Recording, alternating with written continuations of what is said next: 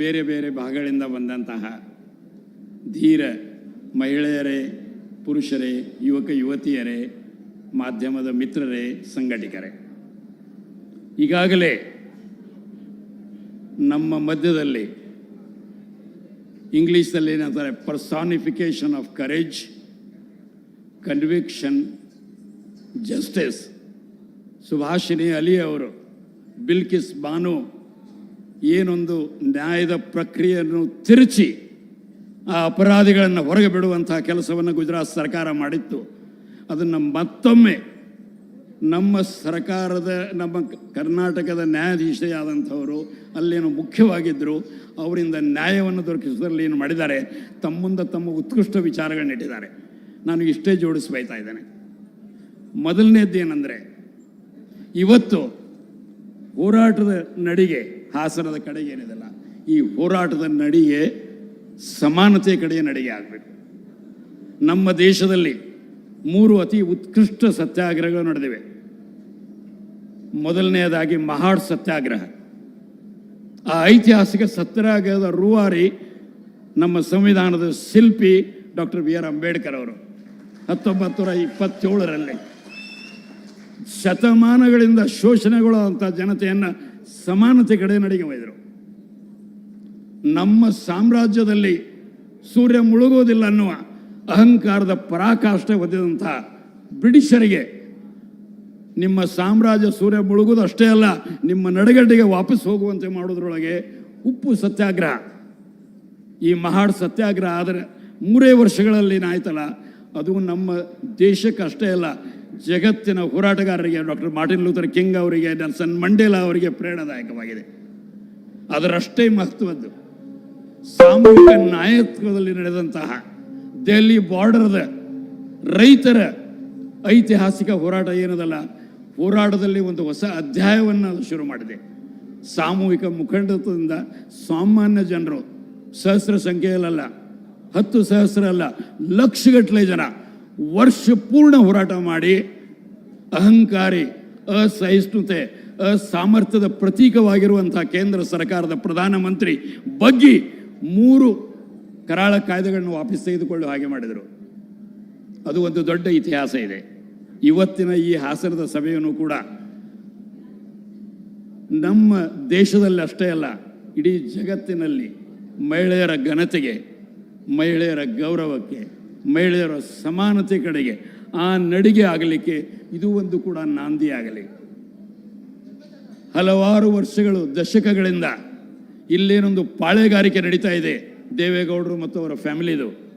ಜನರಲ್ಲಿ ಏನೊಂದು ಧೈರ್ಯ ಇಲ್ಲ, ಇವತ್ತು ಧೈರ್ಯದಿಂದ ಬಂದಿದ್ದಾರೆ. ಇವತ್ತು ನಮ್ಮ ಈ ಬೃಹತ್ ಮೆರವಣಿಗೆ ಬರುವಾಗ ಪ್ರತಿಯೊಂದು ಕಡೆಗೆ ಹಾಸನದ ಜನ ತುಂಬ ಆಸಕ್ತಿಯಿಂದ ನೋಡ್ತಾ ಇದ್ರು.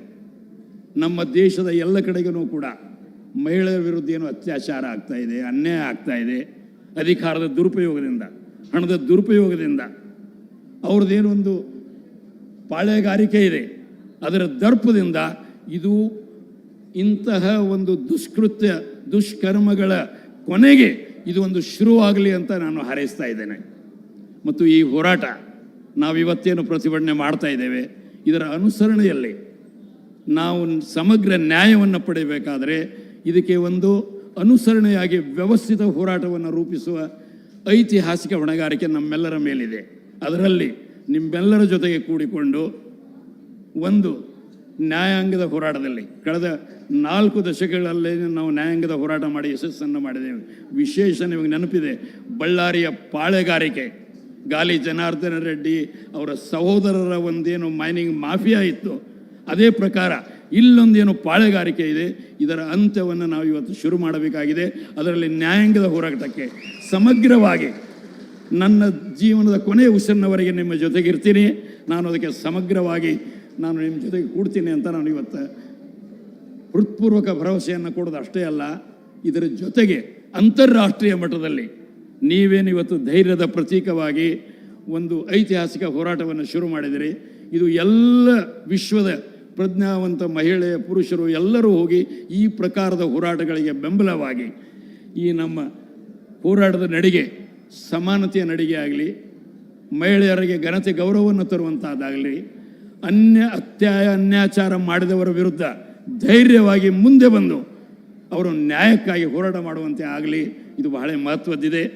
ಇನ್ನೊಂದು ಮಾತು ಹೇಳ್ತಾ ಇದ್ದೇನೆ, ನೀವೆಲ್ಲ ಹೋರಾಟಗಾರರು ಕರ್ನಾಟಕದ ಉದ್ದಕ್ಕೆ ಇಷ್ಟು ಉತ್ಕೃಷ್ಟ ಬೇಡಿಕೆಗಳಿಟ್ಟಿರಲ್ಲ. ಪ್ರತಿಯೊಂದು ಬೇಡಿಕೆಯು ತುಂಬ ನ್ಯಾಯಪೂರ್ಣವಾಗಿದೆ. ಅದನ್ನು ಈಡೇರಿಸುವಲ್ಲಿ ನಾವೆಲ್ಲರೂ ಕೂಡಿ ಹೋರಾಟ ಮಾಡೋಣ. ಇಲ್ಲೇನೊಂದು ಮಹತ್ವದ ನೀವು ಕೂಡಿ ಆರಿಸಿದಂಥ ಒಂದು ರಾಜ್ಯ ಸರ್ಕಾರಕ್ಕೆ ಹೇಳಿದರೆ, ಮುಖ್ಯಮಂತ್ರಿಗಳೇ, ಗೃಹ ಮಂತ್ರಿಗಳೇ, ಕಾಯ್ದೆ ಮಂತ್ರಿಗಳೇ, ಈಗಲಾದರೂ ತಡವಾದರೂ ಕೂಡ ಹಾಸನಕ್ಕೆ ಬನ್ನಿ. ಯಾವ ಮಹಿಳೆಯರು ಇವತ್ತು ನೊಂದಿದ್ದಾರೆ, ಯಾರು ಅತ್ಯಾಚಾರಕ್ಕೆ ಒಳಗಾಗಿದ್ದಾರೆ, ಅವರಿಗೆ ಸಾಂತ್ವನ ಹೇಳಿ, ಅವರಿಗೆ ರಕ್ಷಣೆ ಕೊಡಿ, ಅವರಿಗೆ ಕಾಯ್ದೆಯ ಬಲ ಕೊಡಿ ಅಂತ ಏನು ಕೇಳ್ತಾ ಇದ್ದೀರಲ್ಲ, ಈ ಎಲ್ಲ ಬೇಡಿಕೆಗಳು ತುಂಬ ಅರ್ಥಪೂರ್ಣವಾಗಿವೆ. ಇದರೆಲ್ಲರೂ ನಿಮ್ಮ ಜೊತೆಗೆ ಜನ ಆಂದೋಲನ, ಮಹಾಮೈತ್ರಿ, ಜನಸಂಗ್ರಾಮ ಪರಿಷತ್ತು, ಬೇರೆ ಬೇರೆ ಹೋರಾಟಗಳನ್ನ ನಾವೇನು ಮಾಡಿದೆವು, ನಾವೆಲ್ಲರೂ ನಿಮ್ಮ ಜೊತೆಗಿದ್ದೇವೆ. ನೀವೆಲ್ಲರೂ ಕೂಡಿ ಈ ಒಂದು ಹಾಸನದ ಬೃಹತ್ ಪ್ರತಿಭಟನೆ ಇವತ್ತೇನು ಮೆರವಣಿಗೆ ಆಗಿದೆ, ಸುಹಾಸಿನಿ ಅಲಿಯವರು ಹೇಳಿದಾಗ ಮಹಾರಾಜಲ್ಲ, ಪ್ರಜಾಪ್ರಭುತ್ವದ ಪ್ರತೀಕವಾಗಿ, ಸಂವಿಧಾನದ ಪ್ರತೀಕವಾಗಿ ಏನು ಹೋರಾಟ ಇದೆ, ಇದು ಒಂದು ತಾತ್ವಿಕ ಹಂತಿನ ಕಡೆಗೆ ಹೋರಾಟ ಮಾಡೋಣ ಅಂತ ಹೇಳಿ ಅಂಬೇಡ್ಕರ್ ಅವರಿಗೆ ಒಂದು ಇಡೀ ಇದರೊಳಗೆ ಕಾನ್ಸ್ಟಿಟ್ಯೂಂಟ್ ಅಸೆಂಬ್ಲಿ ಒಳಗೆ ಕೇಳ್ತಾರೆ, ಅತಿ ಮಹತ್ವದ ಏನಿದೆ ಅಂಶ ಅಂತ 32ನೇ ಆರ್ಟಿಕಲ್ಲು. ಅದೇ ಆರ್ಟಿಕಲ್ ಕಡೆಗೆ ನಾವು ಈ ಬಳ್ಳಾರಿ ಮಂದಿನೆಲ್ಲ ಜೈಲಿಗೆ ಕಳಿಸಿದ್ದು. ಇದಕ್ಕೆ ಎಲ್ಲ ಪ್ರತಿಯೊಂದು ಹೋರಾಟದಲ್ಲಿ ನ್ಯಾಯವಾಗಬೇಕಾದ್ರೆ ಆ ಸಂವಿಧಾನದಲ್ಲಿ ಆ ಶಕ್ತಿ ಇದೆ. ಅದರಲ್ಲಿ ನೀವು ವಿಶ್ವಾಸ ಇಡೋಣ. ಅಂಬೇಡ್ಕರ್ ಅವರು ನಮಗೆ ಉತ್ಕೃಷ್ಟ ಕೊಡುಗೆ ಕೊಟ್ಟಿದ್ದಾರೆ. ಆ ಹೋರಾಟವನ್ನು ಮಾಡೋಣ. ಅದರಲ್ಲಿ ನಿಮ್ಮ ಜೊತೆಗಿದ್ದೇನಂತ ಹೇಳಿ ಸಂಘಟಕರಿಗೆ ಈ ಅವಕಾಶ ಕೊಟ್ಟಿದ್ದಕ್ಕಾಗಿ ಹೃತ್ಪೂರ್ವಕವಾಗಿ ವಂದಿಸಿ ನನ್ನ ಮಾತುಗಳನ್ನು ಮುಗಿಸ್ತಾ ಇದ್ದೇನೆ. ಗ್ಯಾರಂಟಿ ನ್ಯೂಸ್, ಸುದ್ದಿ ಖಚಿತ, ನ್ಯಾಯ ನಿಶ್ಚಿತ.